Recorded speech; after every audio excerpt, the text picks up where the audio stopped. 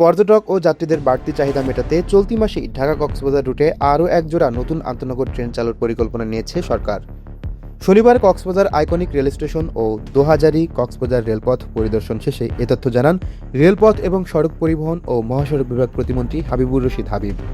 তিনি জানান, কক্সবাজার দেশের অন্যতম প্রধান পর্যটন কেন্দ্র হওয়ায় এ রুটে সারা বছরই যাত্রী চাপ থাকে।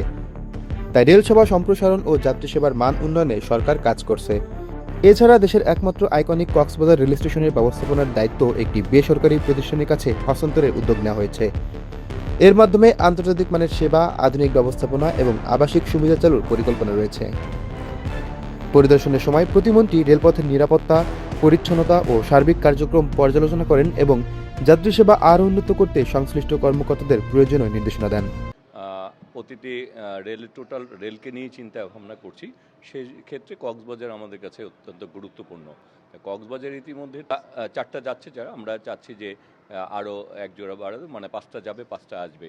এই মাসের মধ্যে আমরা ইনশাল্লাহ আর এক জোড়া ট্রেন ইনশাল্লাহ দিতে পারবো। উল্লেখ্য, 2023 সালের 1 ডিসেম্বর চালু হওয়া ঢাকা-কক্সবাজার রেলপথ অল্প সময়েই দেশের অন্যতম ব্যস্ত পর্যটন রুটে পরিণত হয়েছে। নতুন ট্রেন চালু হলে যাত্রী ভোগান্তি কমবে এবং পর্যটন খাত আরও গতিশীল হবে বলে আশা করা হচ্ছে। News desk, rail news.